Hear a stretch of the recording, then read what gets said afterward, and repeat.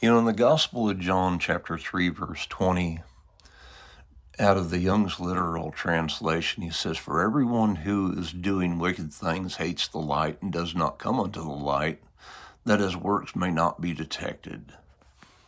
And this goes to Ephesians 5, where the Apostle Paul was talking about have no fellowship with the unfruitful works of darkness,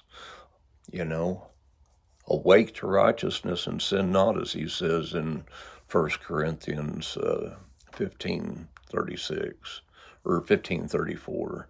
For some have not the knowledge of God. And he says, have no fellowship with the unfruitful works of darkness, but rather expose them. What exposes all things is the light. And testing and proving what God's will is. This is what he's talking about in Romans 12:1 and 2, where he says, by the mercies of God, I offer your bodies as living sacrifices unto God, which is holy and acceptable, which is your reasonable service, talking about our spiritual worship to God.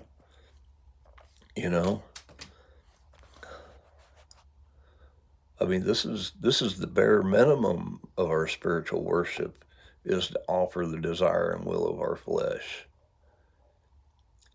We got to understand we're made new creatures in Christ Jesus. We're not that old man anymore. But people claiming to be saved, run around bragging about being sinners. They glory in their shame.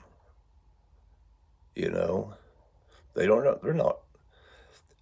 They're constantly quoting things that contradict their actions. Because if they were the sinner beating their breast saying, God, forgive me, a sinner, they wouldn't be running around bragging about how much of a sinner they are. And then they don't want to say what their sin is. They don't want to expose it, and so that they might be healed. And that's the thing.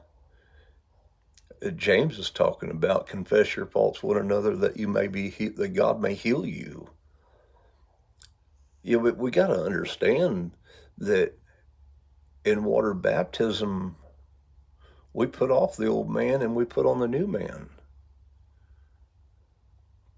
We need to understand that. We put on Christ and put off the old man, the body of sins.